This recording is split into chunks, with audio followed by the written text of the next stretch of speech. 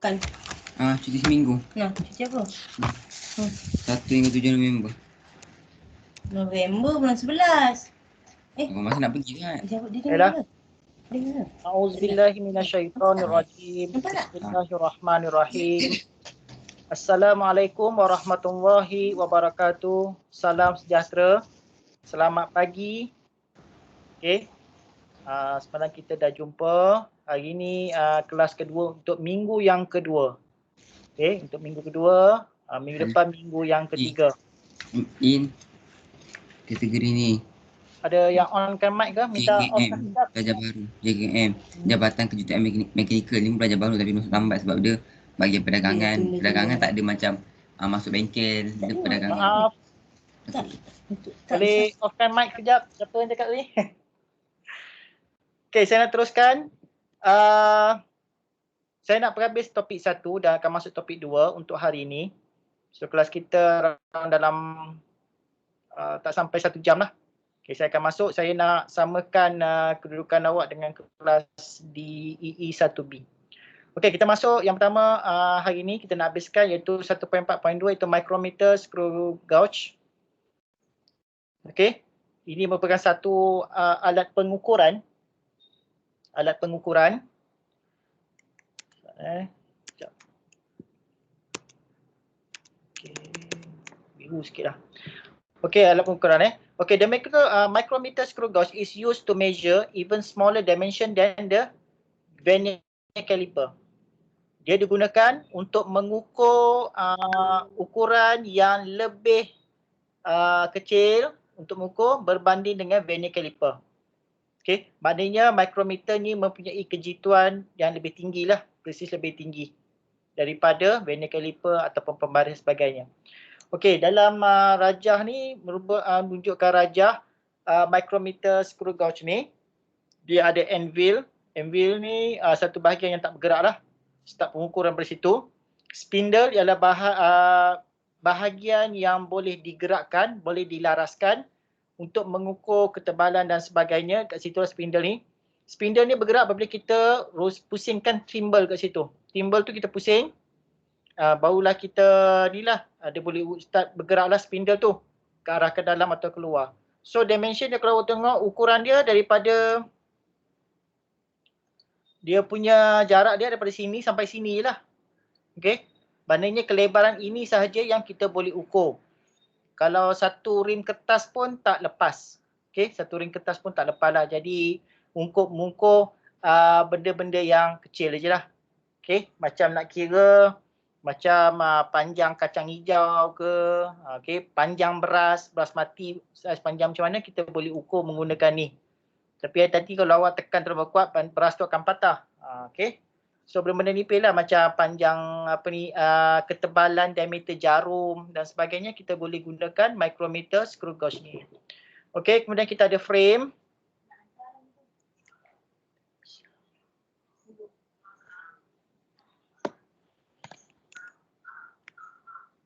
Sebentar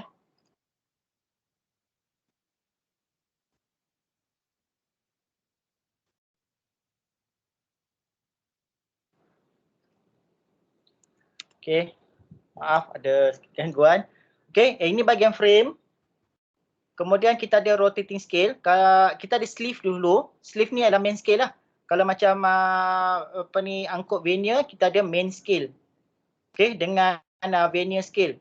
So dekat dalam micrometer screw gauge ni kita ada bahagian sleeve iaitu main scale dan bahagian rotating scale. Okey, rotating ni untuk ni lah. Yang bahagian perpuluhan ya, titik perpuluhan. Kemudian ada thimble. Thimble ni yang kita akan rotatekan dia, kita akan putarkan dia, pusingkan dia. Okey, kalau untuk vernier, angkut vernier, ukuran dia dalam bentuk cm lah. Okey, cm berapa 2 titik perpuluhan. Kalau yang untuk micrometer, unit dia dalam unit 1 mm. Okey, 0.00 mm lah, 0.01 mm. Maknanya start pengukuran dia dalam unit 1 mm, bukan 1 cm. Okey, ini micrometer. Okey, kita tengok belajar cara macam mana kita nak membaca micrometer screw ni. Okey, yang pertama sekali kita baca bahagian, kalau macam main scale lah ataupun kita bagi bacaan sleeve dahulu. Okey, angka sini adalah kosong, sini adalah 1. Okey, sini adalah 2, sini adalah 3, sini adalah 4. Maknanya 4 mm. 4 mm. Yang di bawah ni adalah 0.5 mm. Yang ni 1.5. Okey, yang ni 2.5 dan ini adalah 3.5 mm. Milimeter. Okey? Okey. Okey, sekarang ni ditunjukkan cara macam mana nak baca. Okey. Yang pertama sekali, awak tengok dekat bahagian sleeve ni ataupun main scale ni, nombor berapa yang dijumpa? Nombor 4. Ada tak jumpa 4.5 dekat bawah ni? Tak ada. So, main scale kita ialah 4. Dapatlah 4 mm kat situ. Okey, 4 mm. Next, kita baca pula bahagian rotating scale. Skala yang boleh berputar kat sini. Okey, angka dia sampai 49. Okey, kenapa 49? Kenapa tak 99? Sebab apa? Kalau kat sini maksimum dia ialah 49. Okey, 0.49. Dekat atas ni adalah 0.5 kan? Betul tak? Yang ni, yang saya cakap tadi. 0.5, 1.5, 2.5. So, 0.5. 0.5 campur dengan 0.49 dia akan jadi 0.99. Okey, ini untuk bahagian rotating scale lah. Bila kita campurkan yang bahagian ni, mana maksimum nombor sini adalah 49 saja. Bukannya 50, bukannya 99. Sebab apa kat sini ada perpuluhan 5 kat sini. Saya ulang sekali lagi. Perpuluhan 5 campur dengan perpuluhan 49, so dia akan dapat perpuluhan 99. So, kalau awak tengok dekat sini, angka kosong dekat sini, angka skala kosong. Ini adalah angka kosong. Kita angka yang kita perlu ambil lah bacaan dekat mana. So, kalau awak tarik, dia akan jumpa dekat sini. Nampak? Okey. Saya boleh besarkan lagi.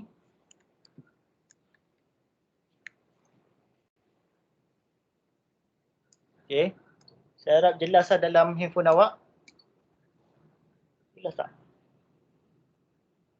Okey, tinggi sangat. Okey. So, kalau awak tengok dekat sini, okey, paras ni adalah pada paras ini. Sini 45, sini adalah 44. Okey, 44 kat situ. So, kat situ 84 ialah 0.44 mm. Dalam micrometer ni, unit dia dalam unit mm, bukan cm lah. Kalau vernier, kita mau pakai cm. Pembaris biasa, cm. Okay. So, kat sini 4 campur dengan, seterusnya kita campurkan kedua-duanya, iaitu sini adalah main scale campur dengan rotating scale lah. 4 campur dengan 0.44 dapat 4.44 mm. So, ketebalan benda yang kita ukur tu adalah ketebalan dia sebanyak 4.44 mm. Kalau kita ukur pembaris biasa, kita hanya boleh dapat baca 4 mm sahaja. Okey, tetapi dengan menggunakan micrometer ni, kita boleh dapat lagi 2 titik perpuluhan lah. 4.44 mm. So, lebih G2. Okey, contoh seterusnya, contoh yang ke-17, cara nak baca. Okey, kita tengok sini. Tulis nombor siap-siap. Atas nombor ni, bawah perpuluhan sini 1, sini 2. Sini adalah 0.5, yang ni adalah 1.5. Okey. So, maknanya kita boleh baca sini adalah nombor 2 sahaja. 2.5 tak jumpa. So, maknanya dalam main scale, bacaan ni adalah 2 mm. Okey, 1. Kemudian, baca pula pada bahagian rotating scale. Sini 10, sini 11. Itu iaitu 0.11 mm. Okey. Ni salah ni. 0.11 mm. Okey. Jadi, kita campurkan kedua-duanya, iaitu main scale campur dengan rotating scale. Baru betul 0.11. So, dapatlah 2.11 mm. Jelas semua? Siapa yang ada buku boleh tengok rujuk buku lah. Saya cerita ni tengok buku. Okey, kemudian contoh yang ke-18. What is reading in the micrometer show? Okey, tulis nombor siap-siap sini 1, 2, 3, 4. Kemudian kita di bawah 0.5, 1.5, 2.5, 3.5 dan nampak kat sini ada satu caleg. So ini adalah 4.5 mm. Kalau tak nampak 4. Tapi sekarang ni awak nampak pada garisan tu, so dia 4.5. So bacaan dia adalah 4.5. Okey. Kemudian saya padam yang ni pasal dia melindungi ni. Kita tengok sini 15, 16, 17. 15, 16, 17. 17 ni akan jumpa dengan sebaris dengan senggatan kat sini. So dapat sini 17. So ini salah 0.17 mm. So the length of the nearest stand of mm ialah ini adalah main scale plus dengan rotating scale. Okey, ni betul lah 17. So dapatlah 4.67. Okey. Setakat ni boleh tak? Siapa yang faham angkat tangan?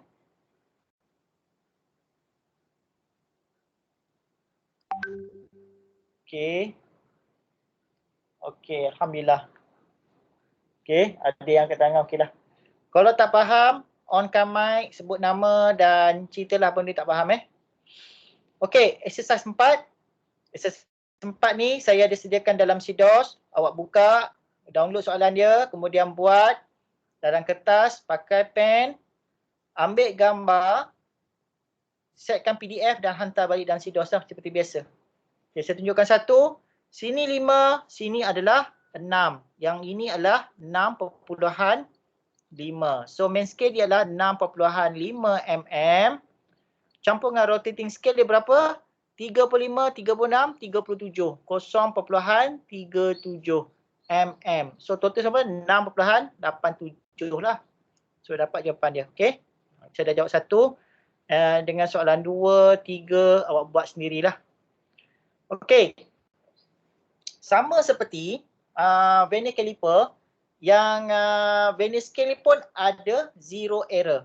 Tapi cara nak membaca dia lebih mudah berbanding macam vernier scale. Ada yang kena darab, ada yang kena tolak. Yang ni mudah. Okay. Saya ambil contoh yang semalam lah macam penimbang kan. Awak saya dah cerita pasal penimbang tu. Kalau kita belum naik lagi, timbang tu dah tunjukkan angka 1 kilo. Bila awak timbang, berat badan awak 63 kilo. So awak kena tolaklah 1 kilo yang terlebih tadi. Okay. Sama juga macam micrometer ni. Dia pun kalau kita belum buat apa-apa lagi, dia dah kita dah rapatkan kita punya anvil dengan spindle tadi tu, rapat, tapi ada bacaan. Bila ada bacaan maknanya dia ada sedikit defect lah. Ada sedikit error kat situ. So awak kena tolakkan error tersebut. Okay. Okay, the zero error of the micrometer screw gauge ni, sometimes micrometer screw gauge also have a zero error. Memanglah normally kalau benda yang dah lama, dia punya permukaan dah haus, okay, ada macam scratch ke apa dan sebagainya, terhakis punya ke, walaupun dia besi, take time, lama-lama dia akan hauslah bahagian permukaan tu. Jadi bila awak rapatkan, mungkin awak pengendalian alat dia tak betul lah kan, kita kerap tekan kuat-kuat, sampai rapat kuat, sampai dia terhakis bahagian tengah tu. Jadi akan berlaku error. Tanpa sebab lain lah, jatuh ke dan sebagainya, boleh menyebabkan berlakunya error, zero error. The reading should be corrected by taking into account the zero error. So macam biasa kita kena tolakkan lah zero error tersebut. Okay, ada 3 keadaan lah. Yang pertama, no zero error. Ketika maknanya peralatan itu dalam keadaan perfect, sempurna, tidak ada sebarang defect. So dia tidak ada zero error lah. No zero error when the zero on the timbre scale is in line, dalam satu baris, dalam segaris, dalam satu baris with the horizontal line of the main scale. Horizontal main scale ni satu baris dengan timbre ni. So bila keadaan macam ni berlaku, maknanya micrometer awak dalam keadaan terbaik lah. Jadi tidak perlu nak buat calibration, tak perlu nak kiraan semula. Maksudnya dah buat actual reading, kemudian awak kena tolakkan dengan zero error untuk dapatkan bacaan sebenar dia tu. Okay. Okay. Ini tak ada masalah. Okay, positif lah. Positif bermaksud when zero on the timber scale is below. Okay, berada di bawah horizontal line. Okay, maknanya kosong tu sebut bawah daripada kosong lain, maknanya seolah-olah belum ukur apa-apa lagi kita dah ada nilai kat sini. Belum ukur apa-apa lagi, mana dirapatkan MV dengan tadi tu, dah ada nilai dah, iaitu 0.03 sini. Kita tengok baca sini, sini 1, sini 2, sini adalah 3 yang tempat yang tadi. Okey, tengok calitan kat sini, belum apa-apa lagi dah ada bacaan 3. So kat sini adalah terlebih 3, itu positif 3 lah. Jadi bila terlebih 3, bila awak buat pengukuran, awak kena tolak lah pasal lebihan ni. Macam timbang tadi, belum naik lagi dah tunjukkan 1 kilo. Jadi lepas kita buat ukuran, kita kena tolak lah 1 kilo tadi. Okey, ni mudah je kalau berbanding dengan sebelumnya, ni lagi mudah sikit lah. Okey, keadaan yang ketiga dipanggil negative zero error. Di mana timber scale is above daripada horizontal line tu, daripada scale kosong ni di atas. Maknanya kalau kita ibaratkan seperti penimbang, analogi dia, belum naik lagi timbang tu dah sebelum kosong. Okey, katakan benda kata negatif tak adalah, maknanya jarum tu tak apa dia belum tetap kosong lagi di belakang. Bila keadaan macam tu, bila awak timbang, awak kena tambahlah lagi yang kekurangan tu, kurang sekilo. So kena edit balik 1 kilo.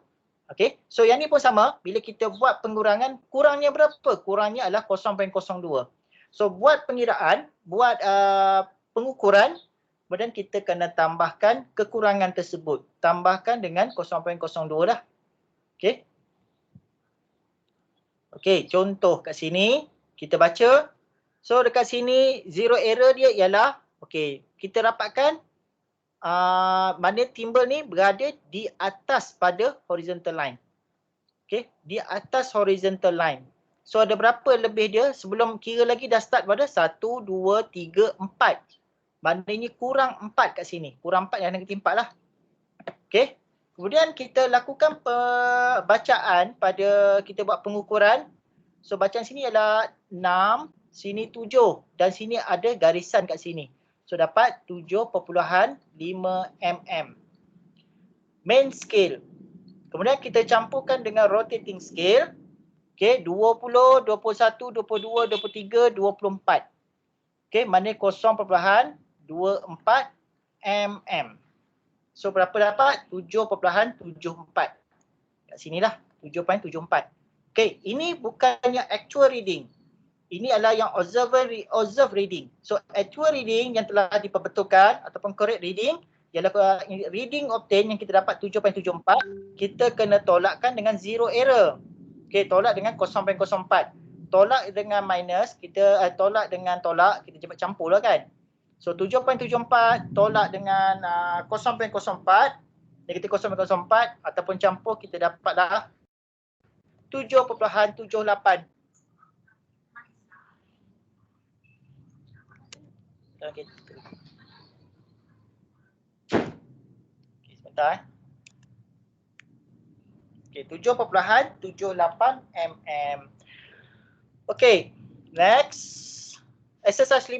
Okey, exercise 5 ni saya pun dah sediakan dalam SIDOS. Tolong buat. Okey. Ni berapa? Maknanya timber ni berada di bawah. Di bawah maknanya dia dah lebih. 1, 2, 3. 0.03 plus maknanya lepas kira awak kena tolakkan dengan 0.03. Okey, soalan tak banyak. A, B, C. Okey, habis. Okey, kemudian end of chapter ialah latihan setelah habis daripada chapter pertama ni. Okey, kita dah habis chapter pertama. Soalan ni pun saya minta awak buat dan hantarlah. Saya bagi tempoh masa panjang ni sampai hari yang exercise 4, 5 dengan end chapter ni. Saya bagi tempoh sampai next class lah pada hari Khamis, insyaAllah. So buatlah pelan-pelan kalau boleh. Okey, jawapan semua dekat sebelah ni, insyaAllah jawapan semua betul. Okey, jawapan semua betul. Okey, ini sebagai untuk pelatihan awak lah. Try lah dapat jawapan ni. Kalau awak tak dapat jawapan, maknanya calculation awak problem. Okay, ada apa sebarang soalan tak sebelum kita masuk topik yang kedua? Silakan kalau nak tanya apa-apa. Saya buka.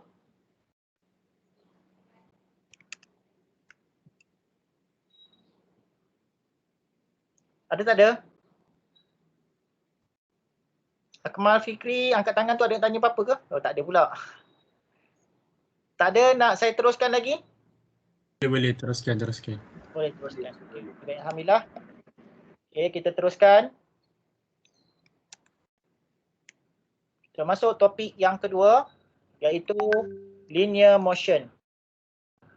Ataupun dalam bahasa Melayu panggil gerakan linear. Okay. Yang ni saya dah ceritakan semasa briefing hari itu, apa yang awak belajar dalam unit 2 lah. So insyaAllah pada hari ini saya nak sampai 2.13. Sama macam kelas yang sebelum ni lah, kelas yang di E1B. Saya akan ni, sikit je tak banyak. Okay, tak banyak. 2.11, 2.12, 2.13. Okay, 2.14 kita sambung pada hari Khamis nanti insyaAllah. Okay, baik. Okay, gerakan linear ada dua, iaitu uniform motion ataupun gerakan seragam, dan satu lagi non-uniform motion ataupun gerakan tak seragam. Okay, dan berapa istilah yang awak kena tahu dalam topik ini ialah seperti distance ataupun jarak, displacement ataupun sesaran, kemudian speed kelajuan, velocity ataupun hal laju, acceleration, pecutan, deceleration, niah pecutan, zero acceleration, pecutan sifar, uniform acceleration, pecutan seragam. Okey, yang tu istilah-istilah yang awak perlu tahu. Okey, dan ada eksperimen untuk topik ini. Ada eksperimen Okey, dan juga ada berapa formula lah. Formula ni kita akan masuk insyaAllah pada minggu hadapan. Okey, masuk topik yang pertama iaitu konsep of linear motion.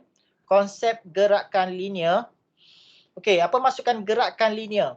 Gerakan linear ataupun linear motion is a motion in straight line. Adalah satu gerakan pada satu garisan lurus, straight line. Itu maksud gerakan linear. Apa contoh dia? Kalau diminta berikan contoh, seperti a passenger on moving an escalator, naik tangga bergerak tu. Okey, gerakan lurus lah. Walaupun dia naik ke atas ataupun turun ke bawah. Tapi still, apabila kita cakap bicara tentang straight line, garisan lurus, dia adalah contoh gerakan linear. Apa lagi? An athlete running at 100 meter race. Okey, 100 meter tegak. Maknanya itu adalah contoh gerakan linear. Okey, apa pula contoh non-linear motion?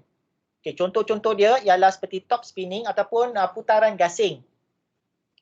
The earth orbiting the sun, maknanya bumi yang berputar mengelilingi matahari. Sebab dia bukan gerakan lurus. Dan roller coaster ride, naik roller coaster kan, ada yang dia upside down dan sebagainya. So itu bukan gerakan linear. So awak boleh gunakan contoh-contoh yang sama macam ni untuk kalau menjawab soalan, berikan apakah dimaksudkan dengan linear motion dan apakah contoh yang boleh diberikan dah. So ini ada contoh-contoh. Awak pakai yang ni pun tak apa. Okay. Okay, uniform and non-uniform motion. Seragam dan gerakan tak seragam. Kita tengok perbandingan di antara uniform dengan juga non-uniform motion. Uniform motion is reaching and maintaining its maximum speed on the straight line. Uniform motion ataupun gerakan seragam ni ialah reaching, mencapai, dan maintain, mengekalkan kelajuan maksimum pada straight line. Itu dipanggil motion, uniform motion.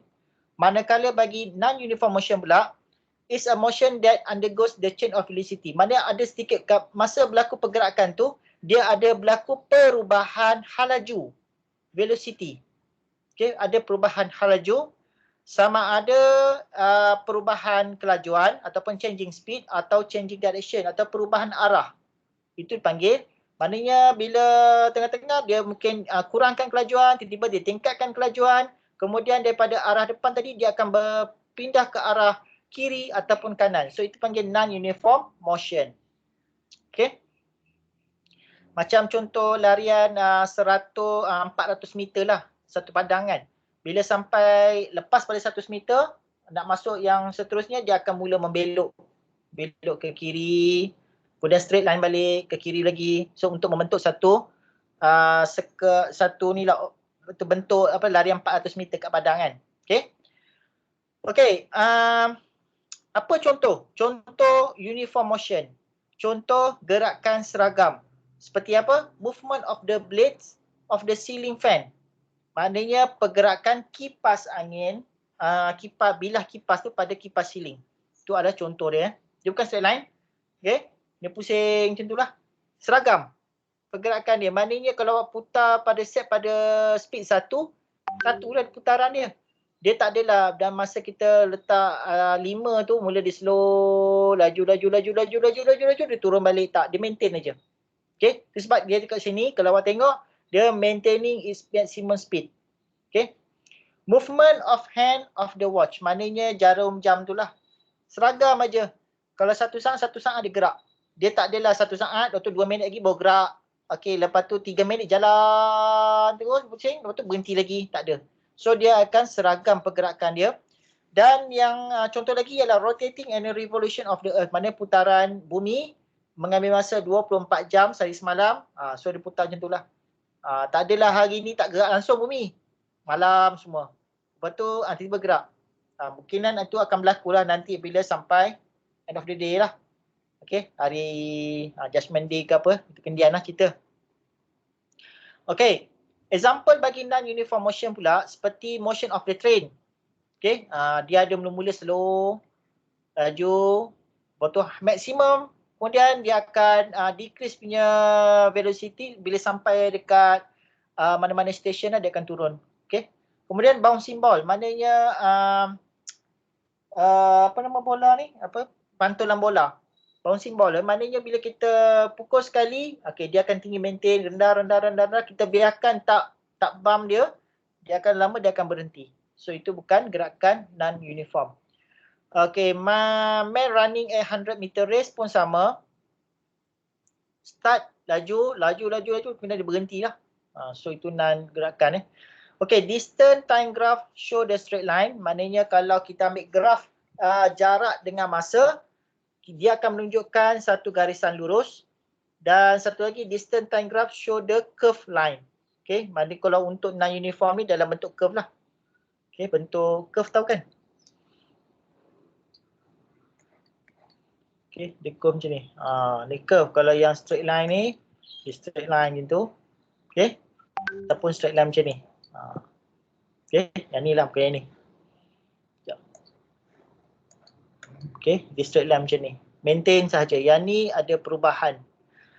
Okay, yang ni dipanggil zero acceleration ataupun pecutan sifar. Ini panggil non zero acceleration. Sebab apa dalam pergerakan ni semua ada acceleration, ada pecutan. Yang ni tiada pecutan. Sebab apa dia maintain the speed. Bila maintain the speed, dia tidak ada pecutan. Okay, kemudian masuk 2.1.3. Okay, bahagian terakhir. Ini je. Okay, distance, displacement, speed, velocity, average velocity, acceleration and deceleration. Sekejap kita tengok. Okay. Okay, sampai sini je kita belajar nanti. Okay, sampai ni, exercise 2. Okay.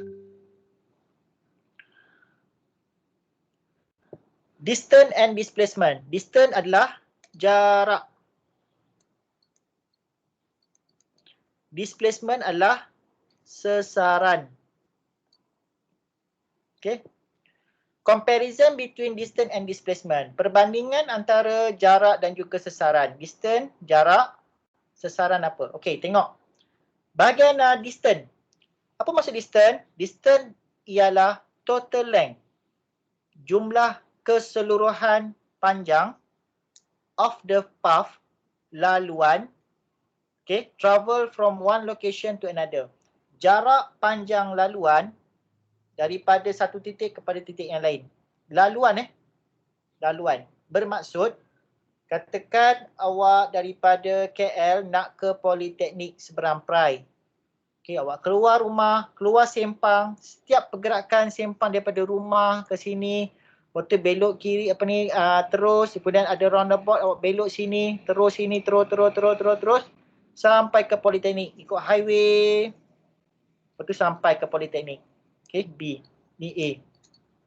Itu adalah distance. So jumlah ni kira ni berapa meter, berapa kilometer, berapa ni sampai ke Politeknik. From KL, contohlah. Okey, itu satu. Okey, kita tengok displacement pula.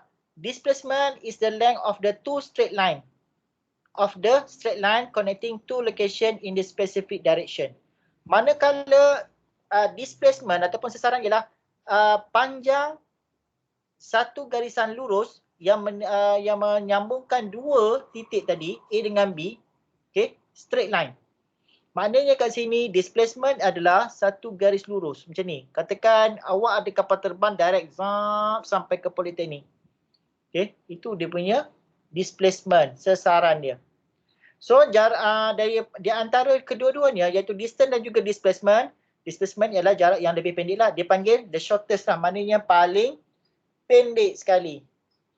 Maknanya kalau macam siapa yang pernah main drone yang boleh return to home, RTH, awak terbang lah ke kiri kanan tengah-tengah ni, lepas tu bila dah bateri nak habis ataupun bateri dia bagi warning ataupun ada sebarang interference, GPS ke wifi apa ke, dia cakap return to home. Return to home, drone tersebut dia tak akan lalu balik jalan yang awak lalu tadi, berpusing-pusing ni. Straight line ni. Dia akan terus direct kepada home point tadi. Okay, itu beza lah. So faham distance dan juga displacement. Maknanya kalau jarak awak daripada KL ke Politeknik Seberang Perai around dalam 350, 360 macam tu daripada rumah awak, campurlah yang keluar taman, masuk sini, lalu highway 360. Tapi kalau kita ukur pakai Google Earth, awak cari dalam apps lah, awak tetap point daripada rumah awak sampai ke PSP, Politeknik Seberang Perai, tak sampailah sampai 300 tu. Mungkin dalam 200 dan sebagainya. Okay, boleh awak cari satu apps dalam Google Play. Awak cari Earth Google Earth punya ni. Jadi di situ kita boleh ukur jarak, measure dia punya jarak. Straight line dan sebagainya. Okay, itu cukup faham So faham kan?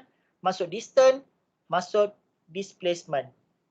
Okay, distance adalah unit quantity skala. Sebab dia ada magnitude tetapi tidak ada direction.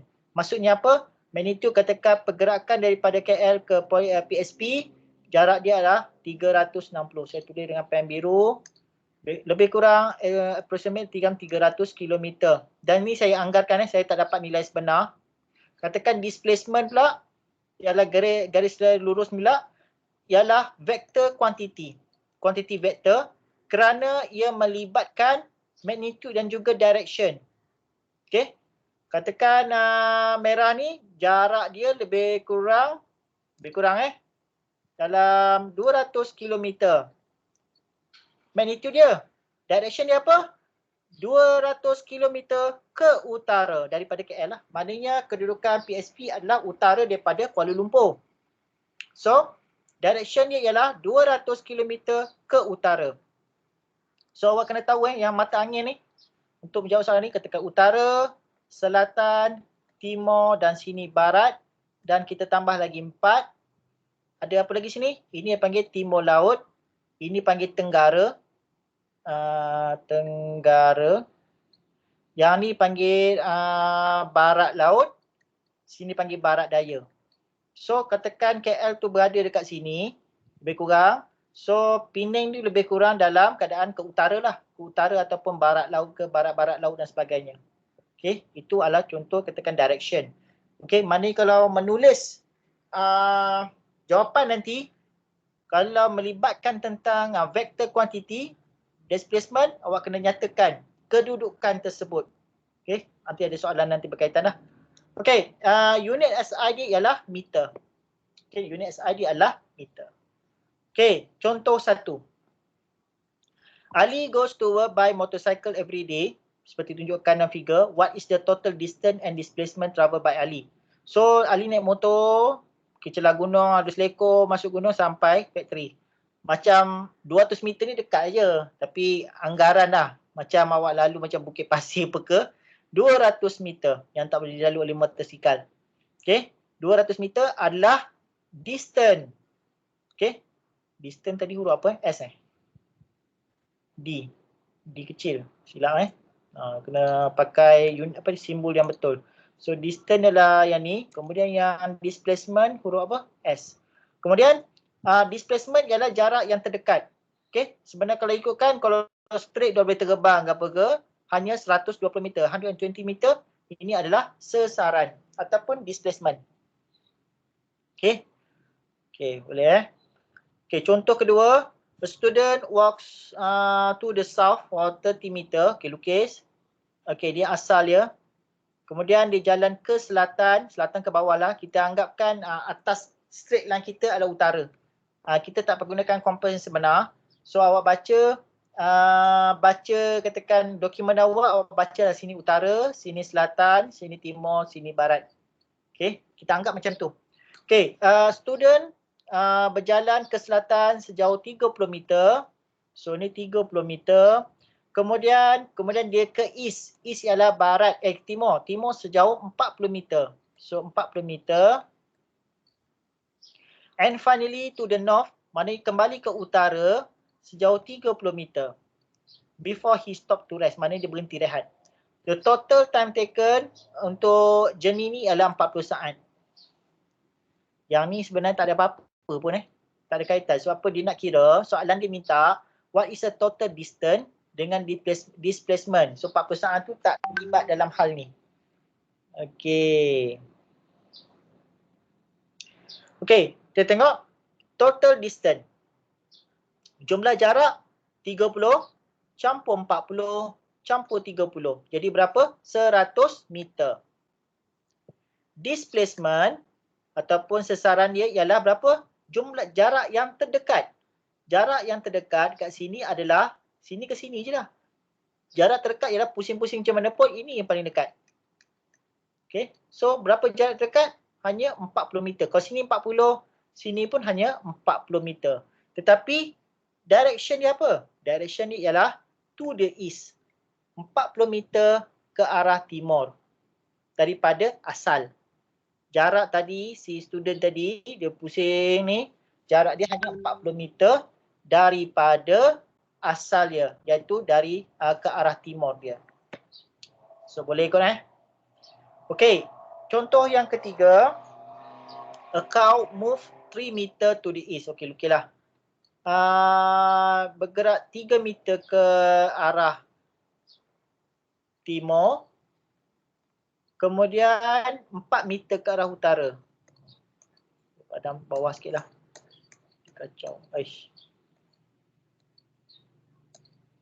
Okey, dia bergerak ke arah timur sejauh 3 meter.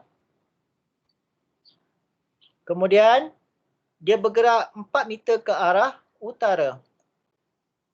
Find the total distance. Maknanya sini adalah 3 campur 4 dapatlah 7 meter. Displacement adalah jarak yang terpendek. Terpendek adalah sini. Okey, ini berapa? Okey, yang ni dipanggil gunakan teorem Pythagoras kan? Kalau masih ingat. Okey, nak dapatkan sini, katakan sini X. X sama dengan punca kuasa 3 kuasa 2 campur dengan 4 kuasa 2. So kat sini dapat 9 campur dengan 16. Punca kuasa bagi 9 campur 16 adalah 25. 25 punca kuasa 2 bagi 25 adalah 5 lah. Okey, saya buat ni punca kuasa bagi 25. 5 kali 5 dapat 25. So dapat 5 meter. 5 meter apa? North east, timur laut direction. Okey, timur laut, bukan tenggara. Jarak akhir lembu tadi adalah 5 meter ke arah timur laut. Okey, kena tulis timur laut ke barat ke. Okey, next. Speed and velocity. Apakah dia katakan speed? Speed ialah kelajuan ataupun kepantasan. Manakala velocity adalah halaju. Ada beza? Ada beza. Okay, speed. Speed ialah distance travel by unit time or the rate of change of distance. Speed adalah jarak yang dilalui per unit masa ataupun kadar perubahan jarak per masa. Kadar perubahan jarak per masa. Itu adalah masuk speed. While the velocity means is the speed of the object in a specified direction or the rate of change of displacement. Ataupun velocity adalah kadar perubahan sesaran terhadap masa. Okay, awak dah boleh bezakan antara distance and displacement. So, velocity pula adalah kadar perubahan sesaran. Yang tadi, yang speed pula kadar perubahan jarak per masa. Bagi velocity, kadar perubahan sesaran per masa. Okay, faham kan lah? So, ini adalah formula dia. Unit kedua-duanya adalah sama iaitu meter per saat. Sama juga macam distance dengan displacement, unit SID adalah meter. Bagi speed and velocity pula, unit dia adalah meter per saat. Sama kedua-dua. Cuma satu dipanggil skala quantity, ada direction, manakala velocity ni ada direction, magnitude and direction. Okay, seterusnya ialah average velocity ataupun purata halaju.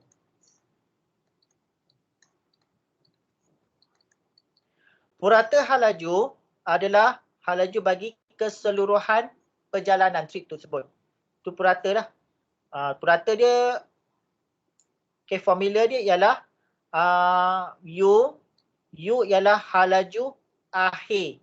Halaju awal. Okay, ini halaju akhir. Halaju akhir, halaju awal tolak halaju akhir bahagi 2. So kita dapatlah dia punya average purata dia. Unit dia pun sama, meter per saat. Okey, contoh. Seorang atlet berlari 100 meter dalam masa 10 saat. Berapakah kelajuan halaju purata halaju dia? Okey, purata halaju dia sesaran bahagi dengan masa iaitu 100 meter bahagi dengan 10 saat. So dapatlah 10 meter per saat. Okey. Mudah je ni. Okey. Yang ni macam ni lah. 100 bagi 10 dapat 10. M bagi S. M per S lah. Ataupun 10 meter bagi kita naikkan S ke atas jadi negatif 1. Okey. Seterusnya yang kelima. Contoh kerja yang kelima. In an activity for engineering science lesson, a student was instructed by his lecturer to run due north for distance 12 meter before moving east to another 60 meter. The time taken was 20 seconds. What was the student average speed and average velocity? Berapakah purata kelajuan dengan purata halaju? Okay, purata kelajuan, speed ni, kelajuan ni dia ikut kepada entire tu. Apa ni dia punya distance kan? Okay, mana kena kira distance. Yang velocity pula dia kena ambil displacement. Okay, faham Okay, sekarang ni lukis. Seorang pelajar, dia kemudian berlari ke utara sejauh 12 meter. Kemudian bergerak ke arah timur 16 meter dan berhenti kat situ. Dan masa dia ambil adalah 20 ni. So, kita kira untuk speed, kita kena ambil distance. Okay, ataupun jarak. Manakala kalau untuk velocity, kita kena ambil displacement. Okay, kalau distance ialah total length of the trip lah. Mana perjalanan ni, path ni. 12 campur 16 dapat 28 meter. Dan average speed dia ialah bahagikan dengan 20 saat iaitu 1.4 meter per saat. Kemudian kalau untuk displacement pula, okay, maknanya jarak yang terdekat antara dua titik A dengan B. Okay, ni A, sini B. So jarak yang terdekat dia adalah yang ni lah. Okey, jarak terdekat. So yang ni kita gunakan teorem Pythagoras. Okey, katakan sini X. So jarak X adalah punca kuasa bagi 12 kuasa 2 campur dengan 16 kuasa 2. So X sama dengan 144 campur dengan 256. X dapat berapa? 400.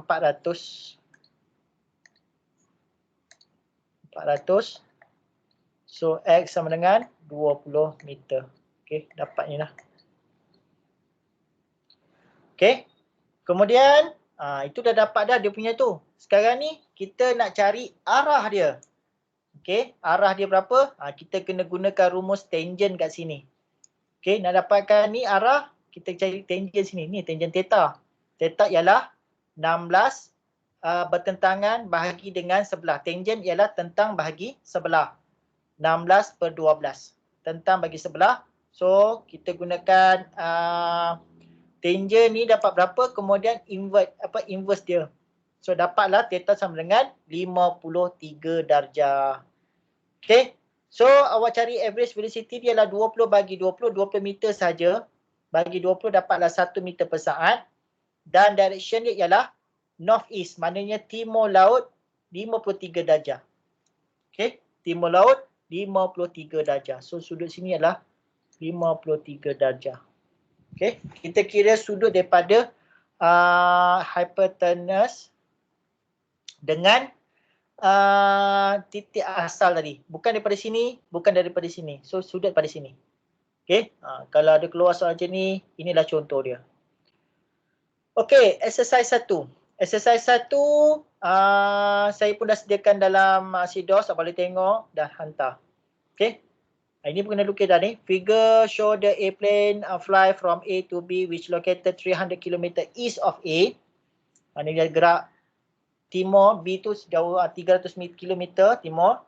Kemudian upon reaching the B, the airplane fly C to located 400 km ke atas lagi. The total time ialah 4 jam. Okey.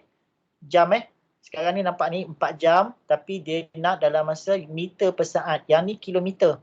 So awak kena tukarkan 1 kilometer bersamaan dengan 1000 meter. Kemudian kat sini ada 1 jam. Sama dengan berapa? 3600 saat. Okey, hati-hati sebab apa? Info dibagi cuma dalam unit kilometer, kilometer dan juga jam. Tapi minta speed of the airplane tu adalah unit meter per saat. Okey, kalau awak kira atas ni awak akan dapat kilometer per jam. Okey, kilometer per jam ataupun apa ni lah, kilometer per hour. kmh. Tapi dalam soalan dia minta meter per saat. Yang ni awak rujuk balik pada video saya lepas macam mana nak tukarkan daripada kmj kepada ms. Okey, kena tukar macam mana? Okey, gunakan dia punya nilai penukaran ni lah. Buat kira macam mana, try buat sendiri. Okey, jawapan ada kat situ 48.61 meter per saat. Velocity. Okey, ni adalah kelajuan. Kelajuan total entire lah, mana daripada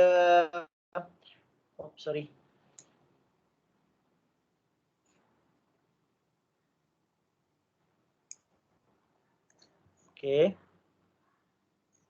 Kalau yang speed ni, total length dia, perjalanan dia tu 300 campur dengan 400. Tapi velocity ni adalah jarak yang terdekat.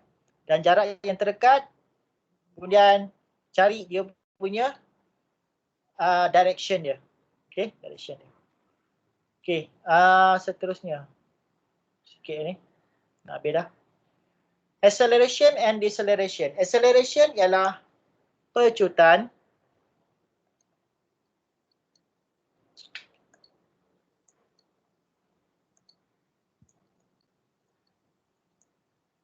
Deceleration ialah nyah pecutan. Okey, apa maksud acceleration? Acceleration adalah kadar perubahan hal laju terhadap masa. Okey, kadar perubahan hal laju terhadap masa. Hal laju tu pun ialah kadar perubahan jarak terhadap masa. Okey, jarak terhadap masa pertama. Acceleration pula ialah kadar perubahan hal laju terhadap masa. Okey, 2 kali. Dia bagi T. Yang ni kata T bagi T lagi. So, rumus dia ialah V ialah final velocity, hal laju akhir, tolak hal laju awal. Hal laju awal ataupun hal laju semasa lah. Okey, hal laju awal ataupun initial semasa keadaan tu dibahagikan dengan masa. Itu adalah acceleration. Deceleration pula ialah kadar perubahan hal laju dan dia adalah nilai negatif. Maksudnya apa? Katakan satu benda sedang bergerak dengan hal laju yang tertentu, kemudian immediately dia akan stop, berhenti. Okey, dia akan pegun. Jadi kat situ ada perubahan hal laju akhir dia katakan kosong, hal laju awal dia katakan 5. So kosong tolak 5 dapat negatif 5. So itu dimasukkan dengan niah pecutan. Daripada benda sedang bergerak, dia berhenti. Itu dipanggil niah pecutan. Tapi kalau acceleration pula, contoh dia pada awal dia berhenti, kemudian baru dia start gerak. So hal laju awal dia adalah kosong. Hal laju akhir dia ialah nilai yang ni lah, berapalah nilai dia. So itu adalah pecutan.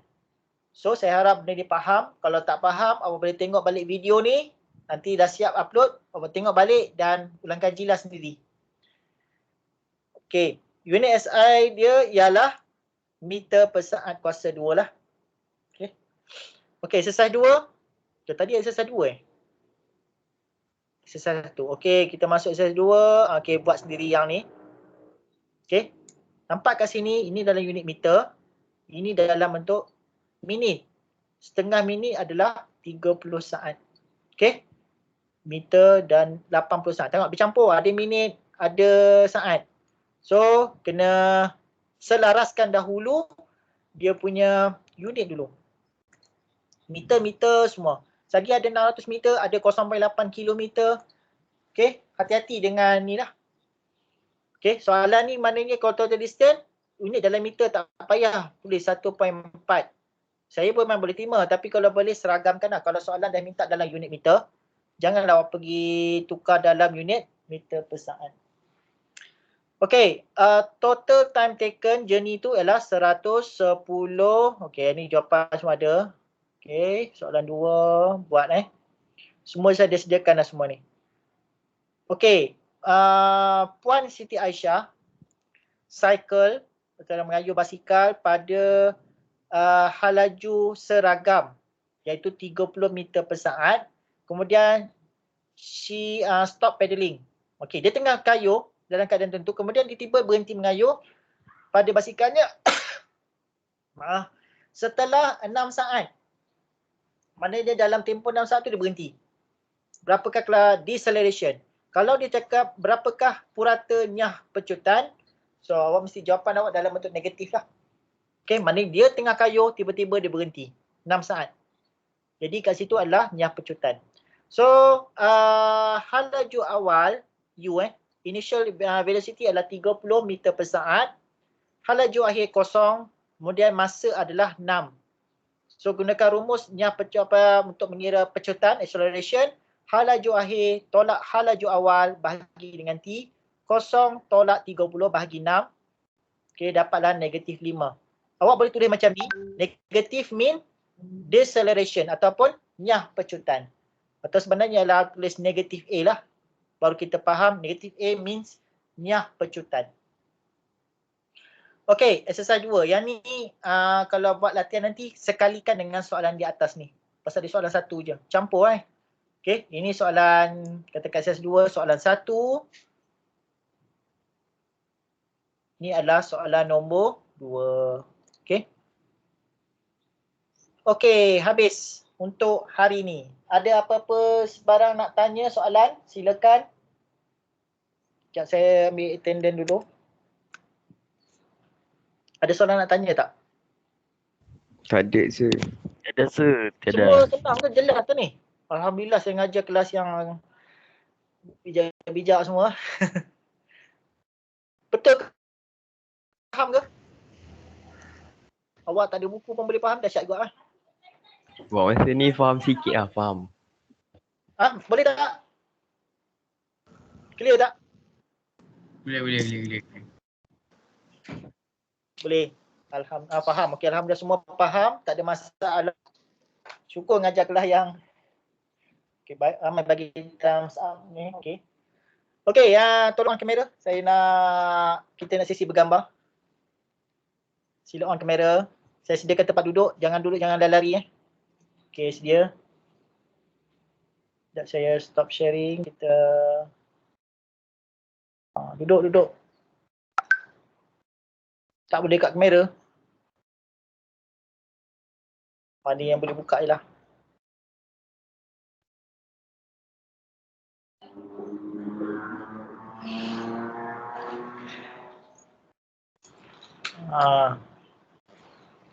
Okey. Sedia. Cepat.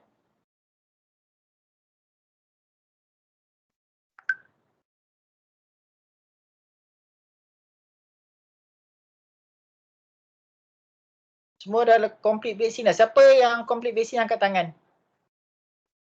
Pakai kamera lah tak apa. Tengok kan. Yang dah complete vaksin, dah ready nak datang ke poli. Okay, ramai. Alhamdulillah.